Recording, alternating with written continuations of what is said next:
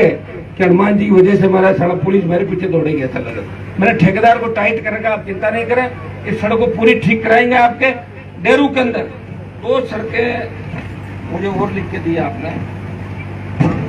वैसे तो डेरू खोड़वा, ये तो डेरू की, बाकी डेरू लाला नहीं बन गई, अंदर हो ही गई आपके। एक तो लिख के दिया है डेरू गांव में डेरू सिलगांव रोड से बाई साहब प्याऊ बाएं से प्याऊ तक 4 किलोमीटर, और टांकला से डेरू रोड में चौड़ाई को 1 किलोमीटर बाकी है। ये आपके दोनों करवा देंगे। थोड़ा सा चुनाव इससे मामला थोड़ा सा, ये जो पहले का पैसा आया हुआ इलाके के अंदर, उसमें भी अभी कई जगह टेंडर हुए, कई जगह ठेकेदार भाग गए, किसी को पकड़ के ला रहे हैं, कोई भाग रहा है, कोई ले नहीं रहा है। सारे काम स्टार्ट कराए, समय लग गया। ये डेरू पंचायत के जितने भी डेरू गांव के काम है, इनको मैं जल्दी आपके दोनों सड़कों को भी मैं करवा दूंगा, आप निश्चित रहे। शिक्षा विभाग द्वारा आयोजित 68वीं जिला स्तरीय माध्यमिक उच्च माध्यमिक विद्यालय 17-19 वर्षीय आयु वर्ग छात्र सॉफ्टबॉल प्रतियोगिता 2024-25 के उद्घाटन के अवसर पर मैं बधाई दूंगा डेरू ग्राम पंचायत को, डेरू गांव को और शिक्षा विभाग उन तमाम अधिकारियों को जिन्होंने दिन रात एक करके बच्चों को कठिन परिश्रम के रास्ते यहाँ तक लेके आए। बहुत बहुत आपको बधाई। और मैं माफी चाहूंगा कि मैं कम से कम 5 घंटा आपके लिए देरी से आया। 5 घंटा, हेलो, 5 घंटे की देरी मुझे पहुंचने के अंदर हो गई। मेरी माता जी की तबीयत खराब थी, कल मैं शाम को उनको लेके जयपुर गया, लेकिन चूंकि आज इलाके में 3-4 बड़े कार्यक्रम है टूर्नामेंट के, मैं छात्र जीवन से, छात्र संघ और नौजवानों से हमेशा जुड़ा रहा, आपसे बहुत बड़ा लगाव है। मैं डॉक्टरों से छुट्टी लेके आया हूँ, मैंने कहा मैं रात तक वापस आ जाऊंगा और एक बार बच्चों के बीच में अपने उपस्थित रहता हूँ। गाँव वालों को धन्यवाद दूंगा। मैंने इनको कहा कि मैं थोड़ा लेट हो जाऊंगा, इन्होंने कहा MP साहब चिंता नहीं करें, आप लेट हो जाए, लेकिन एक बार आप आए। और डेरू गांव के अंदर मैं कोई नया नहीं हूँ, 50 साल से आप लोगों के बीच हमने सेवाएं दी और आपने दोनों हाथों से मेरे परिवार को, मुझे हमेशा आशीर्वाद दिया, हमेशा आगे रखा। आज जो विकास नजर आ रहा है, निश्चित रूप से कुछ कमियां विकास की जरूर रही होगी, लेकिन विकास 2008 के बाद अनवरत खींवसर के अंदर चला और विकास का एक परिणाम है कि आज नागौर के हमारे बच्चे, खींवसर के हमारे बच्चे बच्चियां खेल के मामले के अंदर, पढ़ाई के अंदर हर जगह ताल ठोकरे, हर जगह अग्रणी पंक्ति के अंदर खड़े। निश्चित रूप से अब वो पुराना नागौर नहीं रहा जिसके लोग कहते थे नागौर जिसमें घोर नहीं करें, अब कहते हैं नागौर वाले आगे RJ 21। ये पूरे देश के अंदर डंका नागौर जिले का बज रहा है। निश्चित रूप से बहुत बड़ा परिश्रम आपने हमने मिलकर किया और वीर तेजाजी महाराज का जयकारा, डेरू गांव के अंदर तेजाजी महाराज का मंदिर भी है और तेजाजी के जयकारे के साथ पूरा गांव सारी पार्टीबाजी भुला के एक साथ एक मंच पे खड़ा मिलता है। मुझे तो हमेशा सौभाग्य प्राप्त हुआ। मुझे याद है 2003 में जब पहली बार लड़ा था, 2 किलोमीटर दूर आए थे आप लोग मुझे लेने के लिए, उस समय बिना दल के मैं आया था और लगातार अलग अलग चिन्ह से आपके बीच आया। आपने कोई कोर कसर नहीं छोड़ी। हाँ, आपसी मनमुटाव आप लोगों को हो जाते हैं क्योंकि अपन तो किसान है, जब तक आपस में नहीं लड़े तो किसान कौन कहेगा, किसान तो लड़ना ही आपस में, क्योंकि सत्ता पर हमें पहुंचना नहीं, आपस में लड़के और वही रहना नीचे। इसलिए भाइयों एक ही सीख आपको दूंगा कि आपस के झगड़े खत्म करके हमें सत्ता के शिखर पे जाना है। आज जो हालात बने, अभी जिस तरह बरसात हुई, अतिवृष्टि हुई, कहीं ओलावृष्टि हो जाती है, कहीं अकाल पड़ जाता है, सब लोग देखते हैं सरकार की तरफ टकटकी लगा के कि सरकार कोई घोषणा करेगी, सरकार मुआवजा देगी। फसल बीमा कंपनियां जिस तरह गुंडागर्दी करके किसानों को प्रीमियम लेके भाग जाती है, कौन उनको पकड़ेगा। पेपर लीक की घटनाएं जिस तरह हो रही है, बजरी माफिया का जो आतंक है, जिस तरह हम हमारे खेत के अंदर अगर पत्थर निकाल के पेट पाड़ ले तो माइनिंग वाला आके पेनल्टी कर देते हैं, मुकदमा दर्ज कर लेते हैं, किसी ने बलव जगह लिया, किसान को तंग करने के लिए विजिलेंस आ जाती है। तब आपको याद आती है सरकार लेकिन सरकार में आपके लोग नहीं है। भेज भी दोगे, अपना बिजनेस करेंगे, अपना काम करेंगे, लड़ने की क्षमता राजस्थान के अंदर नेताओं के अंदर नहीं रही। और इसलिए दुर्भाग्य से 70 साल में इस प्रदेश के अंदर दो ही दल रहे, एक कांग्रेस और एक भारतीय जनता पार्टी। तीसरी ताकत की परिकल्पना अगर किसी ने करी, तेजाजी महाराज के जयकारे के साथ विधानसभा और लोकसभा के अंदर तेजाजी का जयकारा लगा के देश के किसानों का ध्यान इस राजस्थान की ओर आकर्षित कराया और नागौर की धरती से इस कर्ज माफी के आंदोलन को अगर हवा दी, फ्री बिजली टोल मुक्त राजस्थान के आंदोलन को हवा दी, तो आपके विधायक ने, उस समय के आपके सांसद ने इस देश के अंदर राजस्थान के अंदर नई आरएलपी पार्टी का गठन करके ये साबित कर दिया कि वो राजस्थान नहीं रहा जो पार्टियों के पीछे भागेगा। अभी नया राजस्थान बनाए जहाँ तीसरी ताकत खड़ी हो सकती है। भाइयों, राष्ट्रीय लोकतांत्रिक पार्टी से प्रेरणा लेके भारतीय आदिवासी पार्टी बनी। पहली बार के अंदर उस पार्टी के 3 विधायक और 1 सांसद बने। हमारे भी 3 विधायक, 1 सांसद थे, लेकिन मेरे साथ जो टीम थी, जितना मैं काम कर रहा था राजस्थान के अंदर, उतना वो टीम काम नहीं कर पाई।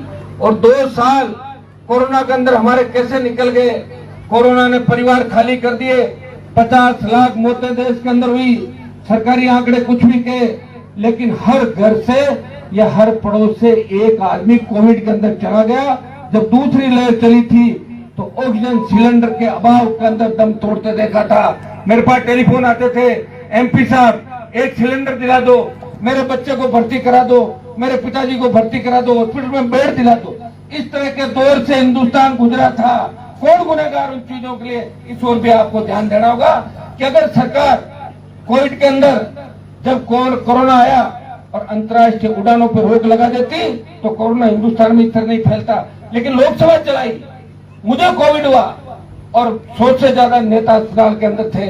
कई एमपी और कई मंत्री कोरोना के अंदर उनकी मौत हो गई थी। बहुत से हमारे डॉक्टर चले गए, कोरोना वॉरियर चले गए, जवान चले गए। दूसरी लहर जब आई थी तो ऑक्सीजन के अभाव के अंदर दम तोड़ा। ऑक्सीजन की कमी नहीं देश के अंदर। जब नागौर के अस्पताल के अंदर, उस समय मुझे अच्छी तरह याद, उपचुनाव चल रहे थे राजस्थान में। मैं सुजानगढ़ को उपचुनाव के बाद जब आया तो मुझे अस्पताल के हमारे जो किसान के बेटे वहां काम करते, उन्होंने कहा कि साहब हमें 70-80 सिलेंडर देते हैं और हमें ये कहा जाता है कि आप ऑक्सीजन का फ्लो धीरे रखो ताकि पता भी नहीं लगे कि सरकार के पास ऑक्सीजन नहीं है, और धीरे धीरे ऑक्सीजन दो, मर भी जाए तो अपने गले नहीं गलेगा कि सरकार के पास ऑक्सीजन की कमी है। और जब लोगों ने कहा, मैंने अस्पताल जाके मीटिंग ली, मैंने पूछा भाई कितने सिलेंडर की आवश्यकता है? बोले 350। कितने मिल रहे हैं? बोले साहब 75-80। तो फिर मरना ही है। उसी दिन से मुझे कोविड हो रखा था, लेकिन फिर भी आईसीयू वार्ड से लेकर तमाम अस्पताल का दौरा किया। 50 लाख रुपए पहले कोविड जब आया था तब हमने, पुरानी एमपी पैसा खर्च करना भूल गई थी, वो पैसा कोविड के अंदर मैंने 50 लाख देके शुरुआत करी। और दूसरी कोविड के अंदर 350 सिलेंडर उसी दिन शाम से नागौर जिले के अंदर मंगवाए। मैं ये नहीं कहता कि मैंने सबकी जान बचा ली, लेकिन मैदान छोड़ के नहीं भागा था, आपके बीच खड़ा था हर सुख और दुख के अंदर, और आपके बीच ही नहीं खड़ा था। इस राजस्थान के सम्मान की लड़ाई कोई लड़ रहा था। इस देश की पहलवान बेटियां जिनकी इज्जत तार तार की गई, जब देश की पहलवान बेटियों ने पुकारा कि हिंदुस्तान से कौन भाई हमारी रक्षा करने आएगा, तेजाजी का भक्त हनुमान बेनीवाल उन पहलवान बेटियों की रक्षा करने के लिए जंतर मंत्र पर गया और लोकसभा के अंदर उस बाहुबली के छक्के छुड़ा दिए। जब किसान आंदोलन हुआ तब हिंदुस्तान से बात उठी कि किसान आंदोलन का जो युद्ध हो रहा है इसमें आहुति कौन देगा। तब हरियाणा, उत्तर प्रदेश और पंजाब के किसान नेताओं ने आहुति नहीं दी। जाट समाज से अगर कोई किसान आंदोलन के अंदर कूदा, जिसने मंत्री पद को ठोकर मारी, वो नागौर का सांसद था जिसने मोदी और अमित शाह से टक्कर लेकर 70 दिन इस हाईवे को जाम किया और आपके सम्मान के अंदर सत्ता को ठोकर मारी। तीसरा भाइयों, जब देश के अंदर सेना को ठेके में दे दिया तब कोई नहीं बोलता था, लोगों को तो पता ही नहीं कि अग्निवीर है क्या। आधे लोग जो किसी को हाथ में दे दो, आप किसी नेता को कम पढ़ा लिखा उनको कह दो कि अग्निवीर क्या है, वो कहेगा अग्निवीर के बारे में तो नहीं जानता। अग्निवीर जब योजना लागू हुई देश के अंदर, उसका विरोध अगर किसी ने किया तो तेजाजी के भक्त हनुमान बेनीवाल ने अग्निवीर का विरोध किया। जोधपुर में 2 लाख जवानों की रैली करके संदेश दिया हमारे दिल्ली की तरफ तैयारी कर लो। उसका परिणाम ये हुआ कि पहले 25% अग्निवीर रखने की बात थी, अब सरकार ने कहा कि 50% को नौकरी हम दे देंगे, 50 वापिस जाएंगे। आप थोड़ी हिम्मत रखना, वो दिन दूर नहीं जब सेना के सम्मान के अंदर अग्निवीर व्यवस्था को भी खत्म कराएंगे। किसान के समर्थन मूल्य पे खरीद, कर्ज माफी, सशक्त लोकायुक्त, टोल मुक्त राजस्थान आपके नजदीकी टोल है, आपको बुरा लगता है टोल देते हुए, लेकिन कोई भी पार्टी ये बात नहीं कहती कि टोल फ्री होना चाहिए। मेरी पार्टी तो ये बात कहती है, लेकिन मुझे तो 3 से आप 1 पे ले आए थे, 3 से अगर 33 पे जाता तो अभी तक करते था टोल फ्री, सरकार को रोक देता वहीं के वहीं। लेकिन एक व्यक्ति है लड़ रहा है, वो हर वर्ग के लिए लड़ रहा है, हर समाज के लड़ रहा है। बहन बेटी अबला की तरफ कोई उंगली उठाता है, उससे पहले हनुमान बेनीवाल वो पहुंच जाता है। किसी दलित पर अत्याचार होता है, हनुमान बेनीवाल उसको न्याय दिलाने के पहुंचता है। गरीब को गणेश मान के मैंने सेवा करी, उसी का परिणाम है कि आप दोनों हाथों से मुझे आशीर्वाद दे रहे हो और तेजाजी महाराज के जयकारे के साथ आदर्श राज की स्थापना की जो परिकल्पना हमने की, निश्चित रूप से हम दिशा के अंदर आगे बढ़ रहे हैं। आज दुर्भाग्य देखिए कि हम टूर्नामेंट करा रहे हैं, वर्ल्ड के अंदर भारत आबादी के हिसाब से सबसे बड़ा देश हो गया, लेकिन वो अपने मेडल कितने आते हैं, 1, 2 और 2-3 में नाम राजीव कूदा मेडल ले लियो, मेडल ले लियो। छोटे छोटे देश जो पूरे नागौर जिले राजस्थान जीते होंगे 40, 50, 60, 70, 80, 100, क्योंकि उनको सुविधाएं मिलती। ये सुविधाएं क्या है? ये टूर्नामेंट करा रहे हो, ये तो गांव वाले और भामा साहब चंदा करके करवा रहे हो। काहे के टूर्नामेंट सरकार को देना चाहिए ना, पूरा बजट सरकार दे। ग्रामीण प्रतिभाओं के लिए सरकार पूरी व्यवस्था करे कि बच्चा खेल रहा है, उसकी पूरी पढ़ाई लिखाई, उसका रहने करने की आगे किस तरह बढ़े। हालात ये है कि कोई तीरंदाजी में जाना चाहता तो उसके पास अच्छा धनुष नहीं है, कोई शूटिंग में जाना चाहता तो उसके पास पिस्टल नहीं है, कोई फुटबॉल खेलना चाहिए तो उसके पास ग्राउंड नहीं है, कोई हॉकी खेलना चाहता तो उसके पास हॉकी का ग्राउंड नहीं है, जो आधुनिक आपका मॉडर्न जिस तरह का आता है, मेट की व्यवस्था नहीं है। तो भाइयों, ये हिंदुस्तान की तस्वीर है, चंदा करो और जीवन जीमो, बस ये हिंदुस्तान की तस्वीर है। यहाँ भामा से आ जाएंगे, 2 पैसे दे देंगे, बच्चे खुश हो जाएंगे, ताली बजाएंगे, हमारा देश भारत जनगण मन करके निकल जाओ। इससे ज्यादा मुझे तो लड़ाई नजर आने नहीं कहीं पे, क्योंकि मैं तो लड़ाइयों के दौर से निकला हूँ। सरकार जब तक खुद नहीं चाहे, हर चीज का प्राइवेट सेक्टर के अंदर सरकार जो भी चीज आती है उसको प्राइवेट कर दो, इस चीज को प्राइवेट कर दो, तो फिर सरकारी सेक्टर का क्या होगा मेरे भाइयों। जब एक चीज की भी चिंता करनी है कि सरकारी हमारी स्कूल है वो आगे कैसे बढ़े। सरकार खुद ही चाह रही है कि सरकारी स्कूलों को फेल करो और प्राइवेट स्कूल वालों को मदद करो। तो मैंने लोकसभा के अंदर एक बात कही थी कि प्रत्येक MP का बच्चा बच्ची और कलेक्टर SP का बेटा बेटी अगर सरकारी स्कूल में पढ़े तो मास्टर भी लग जाएंगे, सारा काम भी होगा। ये मैंने मामला उठाया था। ये निश्चित रूप से एक संदेश देश के अंदर जाएगा। हमारे तंत्र की ये व्यवस्था है कि आज सरकारी स्कूल के अंदर रंग रोगन कराना हो तो 10,000 रुपये नहीं उनके पास, फर्नीचर के अभाव के अंदर सेंटर नहीं मिलता, कुछ भी नहीं हम लोगों के पास। बातें कर देंगे, धन्ना सेठों का 16 लाख करोड़ का कर्जा माफ कर दिया दोनों सरकारों ने 15 साल के अंदर, तो किसान का कर्जा माफ भी कर दो, एक बार बूस्टर डोज दो किसान को, किसान अपना आप आगे खड़ा हो जाएगा। खैर, आने वाला समय ये बताएगा। आप लोगों को निश्चित रूप से मजबूती के साथ, अच्छी सोच समझ के साथ एक रहते हुए आगे बढ़ना है। और एक संदेश फिर आपको यह दूंगा कि इस इलाके के अंदर 15-20 साल के अंदर आपस में बैठना सीख गए। पहले आपस में बैठते नहीं थे, जो सरपंच में आमने सामने लड़ते थे, अब आपस में बैठना भी सीख गए, एक दूसरे कार्यक्रमों में जाते हो। एक ही संदेश दूंगा कि छोटी सी बात को जिसका कोई अर्थ नहीं है उसको मुद्दा बना के लंबे समय तक उस बात पे अड़े हुए नहीं रहना चाहिए, खराब नहीं होना चाहिए। इस बात का विशेष रूप से ध्यान रखना है, क्योंकि डेरू से पूरे इलाके में संदेश जाता है। और मेरा तो एक तरीके से ये गांव ही मान लो, हमेशा आपने आशीर्वाद रखा, हमेशा प्रयास किया। ये सड़क जिससे मैं आया हूँ, सड़क थोड़ी खराब बनी है, ये सही है, मैं बार बार इसकी जांच करा रहा हूँ। मुझे लग रहा है कि ठेकेदार कुएं में नहीं कूद जाए, लिख दे कि हनुमान जी की वजह से हमारा सड़क पुलिस मेरे पीछे दौड़ेगी, ऐसा लगा। मैंने ठेकेदार को टाइट करेगा, आप चिंता नहीं करें, इस सड़क को पूरी ठीक कराएंगे। आपके डेरू के अंदर 2 सड़कें मुझे और लिख के दिया आपने, वैसे तो डेरू खोड़वा ये तो डेरू की बाकी डेरू लाला नहीं बढ़ गई अंदर हो ही गई आपके। एक तो लिख के दिया है डेरू गांव में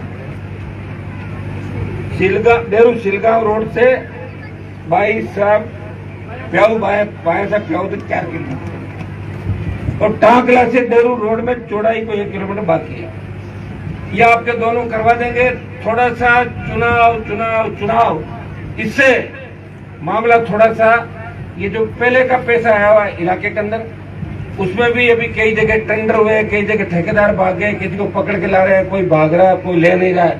सारे काम स्टार्ट कराए, समय लग गया। ये डेरू पंचायत के जितने भी डेरू गांव के काम है इनको मैं जल्दी आपके दोनों सड़कों को भी मैं करवा दूंगा। आप निश्चित रहे, मैं जो कहूंगा वो करूंगा। समय लग सकता है। स्कूल के अंदर 40 लाख रुपए आपके 35-40 लाख रुपए DMFT आए हुए हैं, लेकिन चूंकि आप लोग चाहते हो कि स्कूल नया बने, इस उस पैसे को खर्च नहीं कर रहे हो। मैं आज घोषणा कर रहा हूँ इस स्कूल को भेज के, अब जो दिल्ली से बनेगा सारा पैसा दिल्ली का आएगा।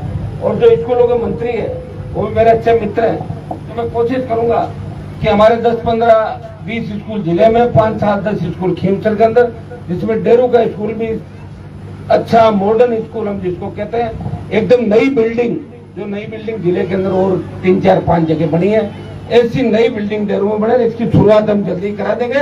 डेरू में नई स्कूल की मैं घोषणा करता हूँ। साथ ही साथ और बच्चे में आपके अगर बिजली के कोई काम है, किराए की बिजली पूरी बच गई, 1 एकड़ और किराया। और कोई आपके अगर विकास के काम है, मैं आपको विश्वास दिलाता हूँ, टंकी आपके बने रही ना डेरू में, नाम आ तो गया, डेरू हाईवे में नाम तो मोटो लंबो छोड़ो। डेरू गुड़िया 60 में तो रहेगा ना, गुड़िया पानी पिएगा तो क्या दिक्कत है? पीने दो ना 60।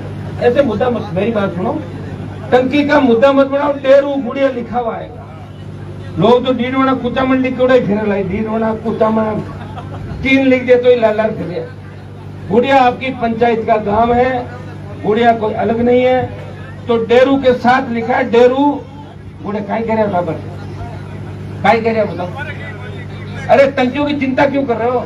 तो मैं तो सारी सरकार यहाँ लेके आ रहा हूँ, तुम टंकी कर रहे हो। वो कह रहे वो नाम बड़ा नाम जी। आप जैसा चाहोगे वैसा हो जाएगा, आपको चिंता करने की जरूरत नहीं। ठीक है, इतना मैं भी समझता हूँ। टंकी जल्दी चालू करा देंगे, आप जैसा चाहोगे बैठा के आप लोगों को, और जहाँ पानी सबको मिले और एक साथ आपकी बात रह जाएगी। ज्यादा इसमें करने की आवश्यकता नहीं इस बात को, है ना, या घोषणा करूँ ठीक नहीं लगेगा। सरपंच यहाँ हमारे ये CBO साहब नौरतन जी नाइक साहब और SCBO राजू जी खदाव, श्रीमती पूजा स्वामी, कुंभाराम जी सरपंच प्रतिनिधि, पूर्व श्रवण जी सरपंच प्रतिनिधि लाला और अनंदाराम जी पूर्व सरपंच साहब,